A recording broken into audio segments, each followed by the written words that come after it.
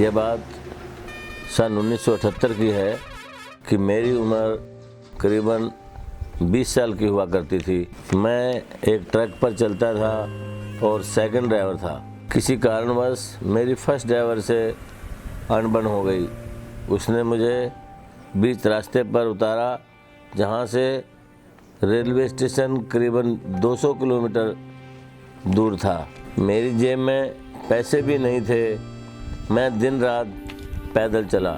करीब 3 दिन मैं रेलवे स्टेशन पर पहुंचा। मेरी जेब में पैसे नहीं होने के चलते मैं बिना टिकट ट्रेन में चढ़ गया। मैं 3 दिन से भूखा था। मेरे सामने एक सज्जन पूरी खा रहे थे। मैंने उनसे एक पूरी मांगी।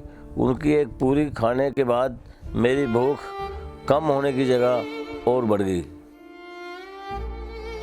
कुछ समय बाद मुझसे रहा नहीं गया। मैंने उनसे एक और पूरी मांगी। उन्होंने इस बार एक पूरी की जगह मुझे बहुत गालियाँ दी, अपशब्द कहे।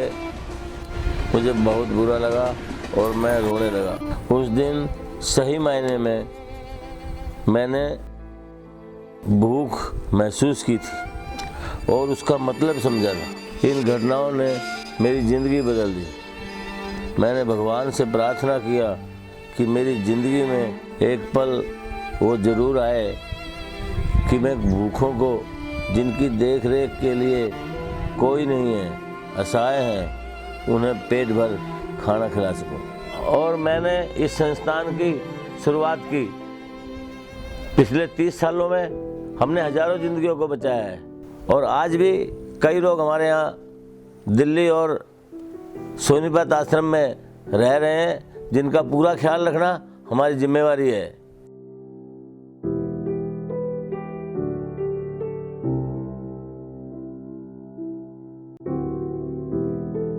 हमारे दोनों आश्रमों में, सोनीपत और दिल्ली, ये लोग 40 साल से 85-90 साल तक की उम्र के होते हैं, जिसमें महिलाएं और पुरुष दोनों हैं, जो मानसिक और शारीरिक रूप से जो इनकी स्थिति ठीक नहीं है। जब ये फुटपाथों से हम इनको लाते हैं तो इनका हम अपने यहाँ ला के सबसे पहले बाहरी रूप इनका चेंज करते हैं।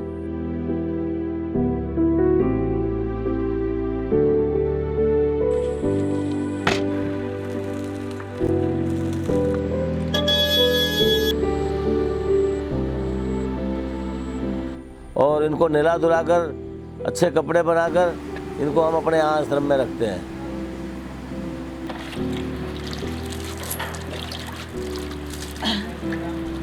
जो शारीरिक रूप से सक्षम नहीं है, उन्हें ब्रश कराना, नहलाना, कपड़े चेंज करना और डायपर चेंज करना,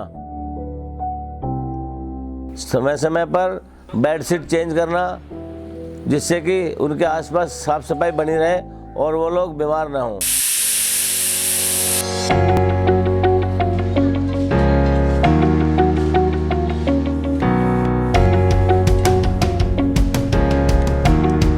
कहते हैं कि सेवा करने के लिए कुछ प्रेरणा लेनी चाहिए। तो अगर गुरु अच्छा हो तो प्रेरणा तो अपने आप ही पैदा हो जाती है। अगर गुरु के अंदर ज्ञान अच्छा है तो चेला भी अच्छा ही मिलेगा उसका। जैसे भी ये बुज़ुर्ग लोग हैं, विकलांग लोग हैं, मैं इनको नहलाता धुलाता हूँ। जो मेरे से इनकी सेवा होती है, खाना पीना देना या पानी देना, वो सब कुछ मैं इनके लिए करता हूँ। जहाँ तक भारी बीमारी में किसी को बुखार है, बुज़ुर्ग लोग हैं, लैट्रिन भी कर देते हैं, तो मैं इसमें कोई शर्म नहीं करता।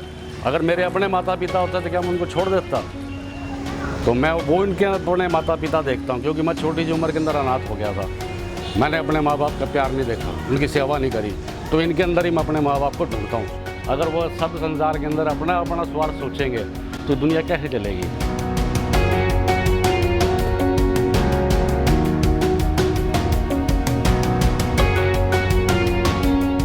जब हम इनके लिए खाना बनाते हैं, सबसे पहले हम साफ़ सफाई का ध्यान रखते हैं। हरी सब्जियों का गर्म पानी से धोना, दालों को गर्म पानी से धोना, और खाने में हम जिस तरह दाल है, चावल है, रोटी है, सब्जी है, दही है, पापड़ है, ये सारी प्रोटीन और विटामिन की जो डॉक्टर बताते हैं, वो सभी चीज़ों का हम ध्यान रखते हुए इनको भोजन प्रोवाइड कराते हैं।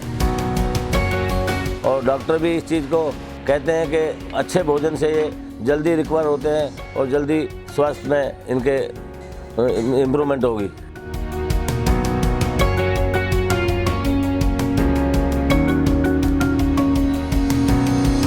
अलग अलग गांव के अलग अलग जिला के लोग रहते हैं यहाँ पे।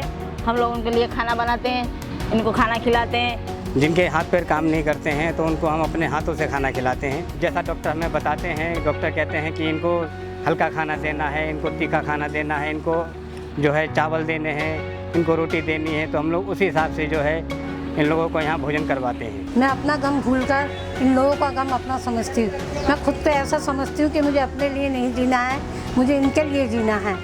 ये मेरी लाइफ का एक हिस्सा बन गए हैं। पूछती रहती हूँ कि तुम लोगों को क्या प्रॉब्लम है, तो ये लोग मुझे सब बताते हैं। यहाँ तक कि पानी पिलाने तक का मुझे ही बुलाते हो, मैं इनके पास जाती हूँ और इनकी हर तरह से हेल्प करती हूँ।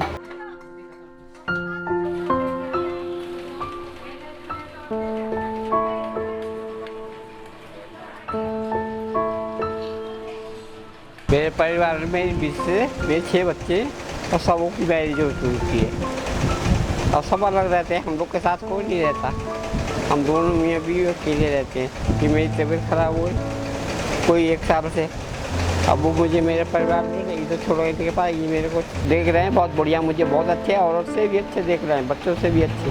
यहाँ पे मेरे नाश्ते का, खाने का, पीने का, सब चीज़ का, कपड़ों का और डायपर का, सब दवाई का, सब यही लोग करते हैं मेरा सर। और नहाने के लिए एवरीडे आता हूँ मैं, एवरीडे नहाते हैं मुझे रोज़। निजामुद्दीन गोल चक्कर से हमको वहाँ बीमार पड़ा था, थाने के पास से लाया हमको। बहुत बीमार था, बचने को मैं नहीं था। यहाँ आके मैं ठीक हो गया। मैं यहाँ 8 साल से हूँ। बढ़िया खाना मिलता है, बढ़िया मान जान होता है, हर चीज़ बढ़िया फर्स्ट क्लास मिलता है यहाँ पर। ये कपड़े लगते हर चीज़।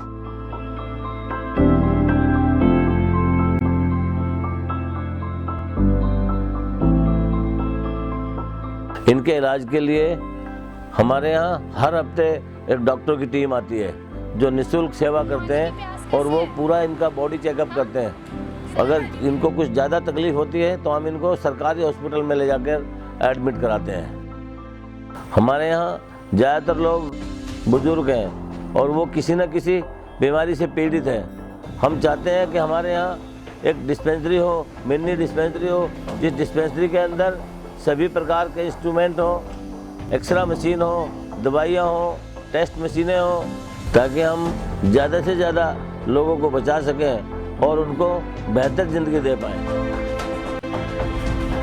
यहाँ पे जनरल चेकअप जैसे बीपी, शुगर और जनरल एग्जामिनेशन वो हम कर लेते हैं। और जो बेसिक जो छोटी मोटी बीमारियाँ होती हैं उनको हम अपने आप क्योर कर लेते हैं। बट कई बीमारियाँ ऐसी हो जाती है जो हमें बाहर ले जाना पड़ता है, जिसके लिए हमें उन्हें हॉस्पिटल रेफ़र करना पड़ता है। गोस्वामी जी ये सब करते हैं, वो आगे रेफ़र करते हैं, हर एक पेशेंट की कंडीशन देखते हुए अपना पूरा लगा देते हैं कि कोई भी पेशेंट को सफरिंग ज़्यादा ना हो। और किसी पेशेंट को कोई क्रिटिकल दिक्कत होती है तो उस कंडीशन में हमें मरीज़ को सरकारी अस्पताल शिफ्ट करना होता है। पेशेंट को सरकारी अस्पताल शिफ्ट करने में रास्ते में समय बर्बाद होता है, कई बार बड़ी इमरजेंसी हो जाती है रास्ते में। यदि हमारे पास यहाँ पर एक छोटा सा मेडिकल सेंटर होगा जिसमें सभी ज़रूरी चीज़ें होंगी तो फिर ये पेशेंट को शिफ्ट करने में समय बर्बाद होता है, उसको रोका जा सकेगा, कई लोगों की जानें बचाई जा सकेंगी।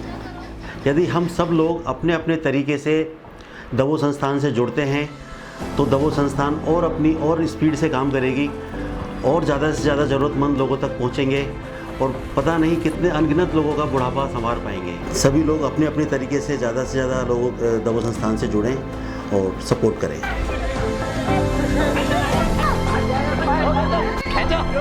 खाने और मेडिकल के साथ साथ हम इनके मनोरंजन का भी ख्याल रखते हैं, जिसमें हम हर दिन इनकी अलग अलग एक्टिविटीज़ कराते हैं।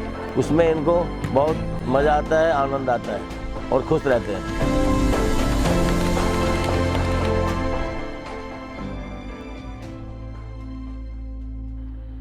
हमारे यहाँ आश्रम में सभी धर्मों के लोग रहते हैं, जैसे कि हिंदू, मुस्लिम, सिख, ईसाई।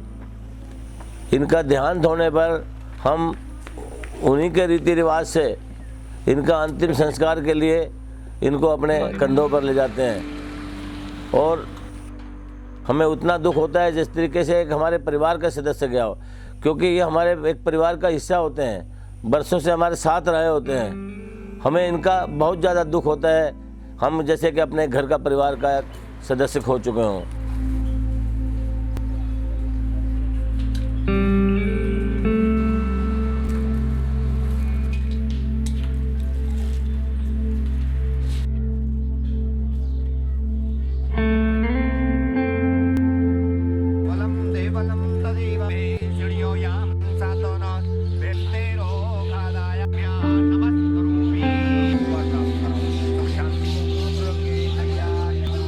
तो आप देख रहे हैं इस तरीके से एक एक आदमी घर का कम होता चला जाता है। तो हम वहाँ शमशान में, दिल्ली में ही हम इकट्ठा करते हैं अस्थियों को, और भी शमशान से जो हमें बता देते हैं। तो वो सब ये अस्थियाँ आप देख रहे हैं। आज हम इनका विसर्जन यहाँ गढ़गंगा में आए हैं जो विसर्जन करने के लिए, और आज इनका विसर्जन हम कर रहे हैं।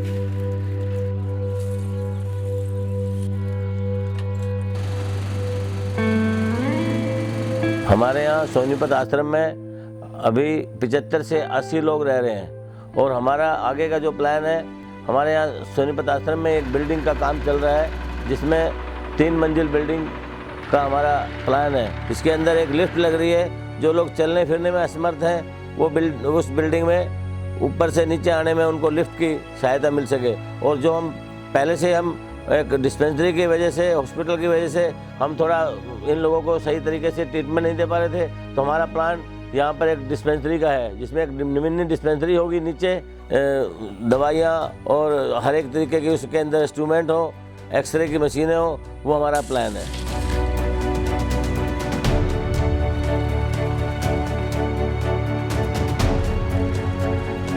इस बिल्डिंग की क्षमता 450 से 500 लोगों की रहेगी, जिसके अंदर हमें 24 घंटे, यहाँ पर लाइट की बहुत समस्या है, 24 घंटे लाइट रहे, उसके लिए हमें एक सोलर प्लांट की भी बहुत बड़ी आवश्यकता रहेगी। हम चाहते हैं कि ये इन लोगों के लिए ये काम जल्द से जल्द हो, और इनको रहने के लिए एक छत मिल जाए, मेडिकल के लिए डिस्पेंसरी हो, खाने के लिए सभी चीज़ों की व्यवस्था हो। तो उस सभी चीज़ के लिए आप सभी लोगों की बहुत ज़्यादा हेल्प की ज़रूरत है। तो मैं तो यही कहूँगा कि आप सभी लोग चढ़ बढ़कर इन लोगों के लिए मदद करें और मदद को आगे आएँ, ताकि इन लोगों को रहने के लिए एक छत मिल सके। अभी टेंटों में रहते हैं, ये टेंट से निकल के अपनी छत के नीचे आ जाएं।